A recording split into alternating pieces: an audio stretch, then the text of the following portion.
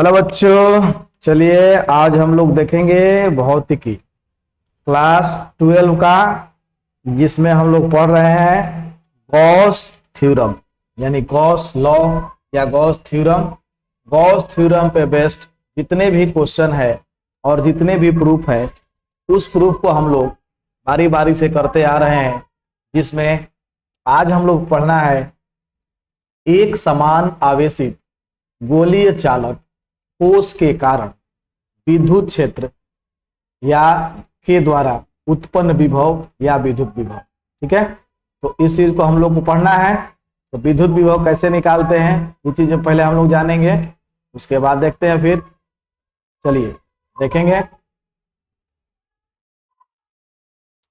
माना कि आर त्रिज्या का एक गोलीय चालक कोश पर क्यू एक समान रूप से वितरित है। अब ये गोलीय चालक है, गोलीय चालक पर आवेश जो है क्यू समान रूप से वितरित है। ठीक है, तो अगर ये गोलीय चालक पर क्यू आवेश समान रूप से वितरित है तो इसको हम लोग को देखना है। ठीक, तो इस चीज को देखने के लिए हम क्या करेंगे, सबसे पहले तो इस गोलीय चालक को मान लेंगे गोलीय चालक है। ठीक है, उसके बाद जब गोलीय चालक को हम लोग मान लेंगे तो ये गोलीय चालक समझते हैं कि आप लोग गोल होगा, तो सबको पता है गोलीय चालक है तो क्या होगा, गोल होगा। ठीक है, तो माना कि आर त्रिज्या का एक गोलीय चालक, त्रिज्या इसका क्या है आर, तो जब आर त्रिज्या का एक गोलीय कोश है जिसके ऊपर क्यू एक समान रूप से वितरित है, यानी जो क्यू आवेश है वो मात्र एक समान रूप से वितरित है। ठीक है, इस कोश के बाहर, कोश के पृष्ठ पर तथा कोश के अंदर विद्युत विभव ज्ञात करना है। यानी तीन जगह हमको विद्युत विभव निकालना है, कोश के बाहर, कोश पर और कोश के अंदर। अब कोश का मतलब आप क्या समझे, कोश का मतलब ये होगा कि जैसे आप लोग गेंद देखते हैं तो गेंद में क्या होता है कि एक पतली सी परत गेंद में होती है, गेंद के अंदर खाली जगह होता है, गेंद के बाहर भी खाली जगह होता है। ठीक है, तो पतली सी परत को गोले के रूप में बनाया जाता है। इसी चीज को हम लोग गोल पृष्ठ कहें चाहे गोलीय चालक। ठीक है, अब इसी कोश के बाहर जैसे आप लोग बॉल को ही मान लीजिए कि क्या है, तो गोलीय चालक है और बॉल के बाहरी सरफेस पर आवेश एक समान रूप से वितरित किया गया है। अब इसी आवेश के कारण हम लोगों को क्या निकालना है, विद्युत विभव निकालना। तो विद्युत विभव निकालने के लिए विद्युत विभव हम तीन बिंदु पर निकाल सकते हैं। पहला बिंदु क्या है कि वैसा बिंदु जो उसके कोश से बाहर हो, कोश का मतलब उसके सरफेस, यानी जो सरफेस एरिया उसका बन रहा है उसके बाहर एक बिंदु हो, उस बिंदु पर विद्युत विभव निकालना है। ठीक है, फिर उस सरफेस पर भी निकालना है, उसके बाद उस सरफेस के अंदर भी निकालना। ठीक है, तो इसमें कहा जा रहा है कि पहले हम निकालेंगे, तो पहले निकालेंगे बाह्य बिंदु पर, बाह्य यानी सरफेस के बाहरी बिंदु पर विद्युत विभव निकालना है। At an external point, external point क्या हुआ, यानी उसके बाहर। ठीक, अब कह रहा है क्या कि आवेशित कोश के केंद्र से आर दूरी पर। अब देखिए, मान लीजिए कि ये एक गोला है। ठीक है, अब इसमें क्या है, इसका कुछ रेडियस होगा, इस रेडियस को अगर हम छोटा आर कहेंगे, इस केंद्र से आप बाहरी बिंदु कह रहा है, तो बाहरी बिंदु अगर हम लेंगे तो ये बिंदु अगर मान लीजिए बाहर है तो इस चीज को हम बड़ा आर कह सकते हैं या छोटा आर कह सकते हैं। तो ये तो रहा, अगर ये सरफेस की बात है तो सरफेस वाले को हम लोग जनरली आर मानते हैं, और ये छोटी दूरी है तो यहाँ दूरी जो है बड़ी हो जाएगी और इसको स्मॉल आर से हम लोग डिफाइन कर देंगे, जहां पे क्या होगा कि ये स्मॉल वाला आर जो है हमारा बड़े वाले आर से छोटा होगा, क्योंकि बड़ा वाला आर जो है वो क्या होगा, तो उस गोले का रेडियस होगा। किस गोले का रेडियस होगा, जिस पर चार्ज बिल्कुल बराबर यानी यूनिफॉर्मली डिस्ट्रीब्यूटेड है। ठीक है, तो उस स्फीयर का रेडियस जो है वो कैपिटल आर होगा, और उस गोले के केंद्र से स्मॉल आर की दूरी पर एक बिंदु है, जिस बिंदु पर विद्युत विभव निकालना है। तो लिखा गया है स्मॉल आर, लेकिन यह स्मॉल आर जो है कैपिटल आर से बड़ा होगा, क्योंकि हम मान रहे हैं कि स्मॉल आर जो है गोले के सरफेस एरिया से बाहर है। ठीक है, तो जनरली इसके पहले हम लोग पढ़ चुके हैं कि अगर किसी भी बिंदु पर विद्युत क्षेत्र की तीव्रता निकालनी है तो इसका फॉर्मूला होता है E बराबर 1/4πε0 Q/r²। इस चीज को हम लोग पढ़ चुके हैं। तो अगर ये E बराबर 1/4πε0 होता है तो इस बिंदु पर विद्युत विभव निकालना, यानी विद्युत विभव अगर इस बिंदु पर भी हो तो विभव प्रवणता की परिभाषा से, एक विभव प्रवणता की परिभाषा होता है जिसमें बताया जाता है कि विद्युत क्षेत्र बराबर माइनस dV/dr। ठीक है, जहां पे V वोल्टेज और R क्या है, डिस्टेंस है। ठीक है, अब इस डिफिनेशन से हम लोग देखते हैं, तो जैसे कि आप जान गए कि E बराबर क्या हो गया, तो E बराबर हमारा हो गया माइनस dV/dr। जब ये E बराबर माइनस dV/dr हो गया तो इस चीज को गुणा कराएंगे। ठीक है, तो ये हो जाएगा E dr बराबर माइनस dV। ठीक है, माइनस को इधर लाइए चाहे उधर भी छोड़ दीजिए, कोई दिक्कत नहीं है, लेकिन अगर हम इधर लाएंगे तो इस चीज को हम लिख सकते हैं कि dV बराबर माइनस E इंटू dr लिख सकते हैं। अब हम क्या करेंगे, टोटल वोल्टेज लाना है, यानी टोटल विभव हमको चाहिए। तो इस विभव को लाने के लिए हम क्या करते हैं, इस चीज को दोनों साइड से इंटीग्रेट करते हैं। क्या करते हैं, दोनों साइड से इंटीग्रेट कर देते हैं।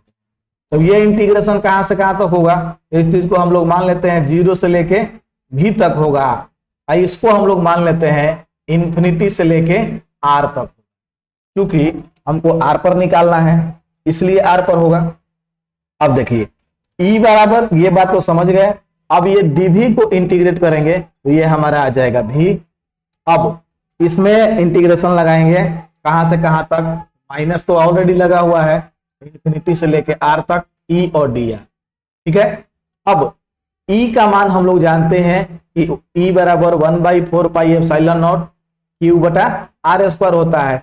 तो यहां से अगर E का मान रखेंगे तो इसमें क्या हो जाएगा कि Q/4πε0 का मान, ये टोटल टर्म कांस्टेंट है, ये टोटल टर्म क्या है, कांस्टेंट है, इसलिए ये बाहर निकल जाएगा। ये Q भी हमारा कांस्टेंट टर्म है, ये भी बाहर निकल जाएगा।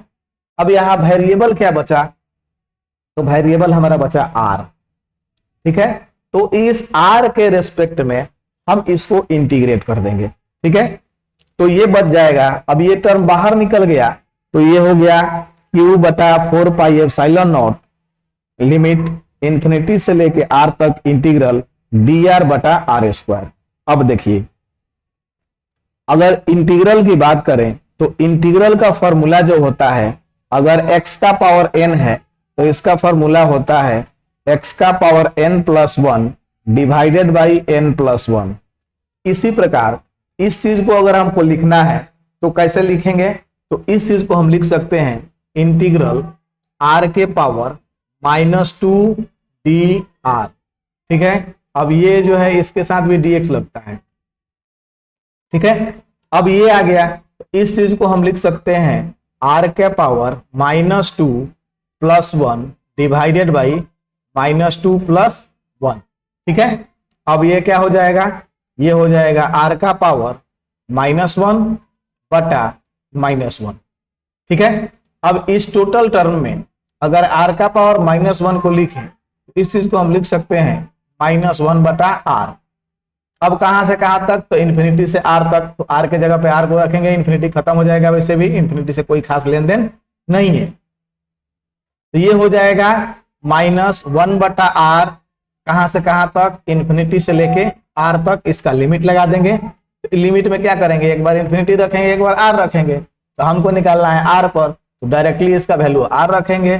ठीक है, तो जैसे देखिए, अब इंटीग्रल इसका तो V हो गया, V बराबर 1/4 पाई एप्सिलॉन नॉट क्यू, ये तो बाहर है क्योंकि ये कांस्टेंट है, और ये -1/r आ गया, यहाँ माइनस है, ऑलरेडी पहले से माइनस है, तो दोनों माइनस मिलके प्लस हो जाएगा, और भी बराबर हो जाएगा 1/4 पाई एप्सिलॉन नॉट q/r। स्पष्ट है कि आवेशित गोलीय कोश के बाहर विद्युत विभव दूरी r के व्युत्क्रमानुपाती होता है। ठीक है, r के क्या होता है, व्युत्क्रमानुपाती, यानी उल्टा।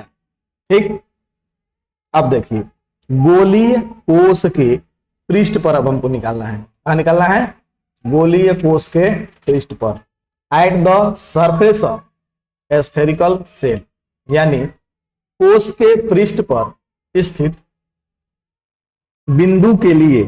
तो उसमें क्या हो जाएगा कि अगर कोश के पृष्ठ पर स्थिर है, तो मान लीजिए ये हमारा कोश है, इसका रेडियस r है, IC पर वो बिंदु है, तो ये इसके लिए क्या हो जाएगा, स्मॉल r और कैपिटल R दोनों बराबर हो जाएंगे। ठीक है, तो जब स्मॉल r और कैपिटल R दोनों बराबर हो जाएगा, तब अतः समीकरण से, तो समीकरण क्या है, वही वाला समीकरण, यहाँ पे हमारा क्या आया था, माइनस छोटा r यानी स्मॉल r आया था, इसी स्मॉल r को अगर हम कैपिटल R में बदल देंगे तो वहां का फॉर्मूला हमको निकल जाएगा। आई बात समझ में, सब लोग समझ रहे हैं।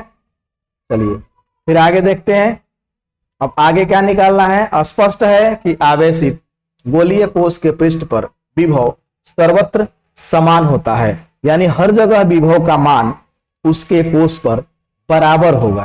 ठीक है, अब आंतरिक बिंदु पर हमको निकालना है, कहां निकालना है, आंतरिक बिंदु, एट एन इंटरनल पॉइंट। गोलीय कोश के अंदर किसी भी बिंदु पर ई का मान 0 होता है। अब ये ई का मान 0 क्यों होता है, क्योंकि गोलीय कोश के सिर्फ सरफेस पर, यानी इसके बाहर बाहर ही ये चार्ज, ये चार्ज कहाँ है, सिर्फ बाहर बाहर, अंदर तो चार्ज है नहीं, और ये सारा चार्ज पॉजिटिव है, जिसके कारण इसका डायरेक्शन तो इधर की तरफ होगा, तो सारे चार्ज का डायरेक्शन बाहर होगा, और अंदर जो चार्ज होगा वो कुछ जेबे नहीं करेगा, तो ये क्या हो जाएगा, विद्युत क्षेत्र 0। अब E बराबर -dV/dr, ये क्या है, तो ये विभव प्रवणता की परिभाषा है। तो अब E बराबर 0 हो गया, तो सब 0 हो गया, सब 0 हो गया, तो V जो है क्या हो जाएगा, नियतांक, क्योंकि आप लोग जानते हैं कि कांस्टेंट का डिफरेंशिएशन ही 0 होता है, और ये कुछ नहीं है, वोल्टेज को डिफरेंशिएट करेंगे यानी विभव को डिफरेंशिएट करेंगे तो हमको इलेक्ट्रिक फील्ड मिलेगा। तो अगर डिफरेंशिएशन 0 हो गया, इसका मतलब क्या है, ये कांस्टेंट हो गया, तो यहाँ पे जो है विद्युत विभव कांस्टेंट हो जाएगा। अतः आवेशित गोलीय कोश के अंदर सभी बिंदुओं पर विभव एक समान होता है, तथा इसका मान वही होता है जो कि पृष्ठ पर होता है। अर्थात अब देखिए भी कांस्टेंट तो हो गया, ठीक है, विद्युत क्षेत्र 0 हो गया, लेकिन विद्युत विभव का मान गोलीय कोश के अंदर भी कांस्टेंट का मतलब 0 नहीं होता है। कांस्टेंट का मतलब होता है कि जहां है, जितना है उतने ही रहेगा, उसमें कोई बदलाव नहीं होगा। तो यानी उसके कोश पर जितना विभव रहेगा वही विभव गोलीय कोश के अंदर भी होगा, इसमें कोई दो राय नहीं है। यदि हम आवेशित गोलीय कोश के अंदर किसी अन्य आवेश को एक बिंदु से दूसरे बिंदु तक ले जाएं तो कोई कार्य नहीं करना पड़ेगा, यानी आवेशित गोलीय कोश के अंदर आवेश को इधर से उधर जाने में कोई काम करने की जरूरत नहीं पड़ेगी। क्यों? क्योंकि विभव 0 है, और विभव क्या है, विभव भी एक प्रकार का कार्य ही है। एक समान आवेशित गोलीय कोश के कारण कोश के केंद्र से दूरी r के साथ विद्युत विभव v का विवरण चित्र से दर्शाया गया है, यानी ये v और 1/r का ग्राफ है, यानी वोल्टेज और दूरी का ग्राफ है। अगर r 0 है, r बराबर 0 से लेके r बराबर r तक, तो देखिए कोश के अंदर यानी गोलीय कोश के अंदर r बराबर 0 से लेके r बराबर कैपिटल R तक विद्युत विभव का मान एक समान होता है। यानी ये वाला जो टर्म है इसमें विद्युत विभव का मान चेंज नहीं करता है, जो कि r बराबर 0 से लेके r बराबर कैपिटल R तक है। लेकिन जैसे ही कैपिटल R से आगे बढ़ता है वैसे ही, ठीक है, विभव का मान क्या हो जाता है, धीरे धीरे देखिए कम हो रहा है, यहाँ कम हुआ, यहाँ कम हुआ, यहाँ कम हुआ, यहाँ कम हुआ। यानी इसका ग्राफ दर्शा रहा है कि r बराबर 0 से लेके r बराबर कैपिटल R तक इसके विभव में कोई परिवर्तन नहीं आएगा। लेकिन जैसे ही r से ज्यादा दूरी पर अगर हम किसी बिंदु को रखेंगे तो विभव का मान घटेगा जैसे जैसे r का मान बढ़ेगा। यानी लिखा गया है कोश के बाहर धीरे धीरे घटता जाता है, यानी v inversely proportional to 1/r। अगर r के मान को बढ़ाएंगे तो v का मान धीरे धीरे घटता जाएगा। आज के टॉपिक में सिर्फ इतना ही, बाकी नेक्स्ट लेक्चर में देखेंगे। Okay, thank you.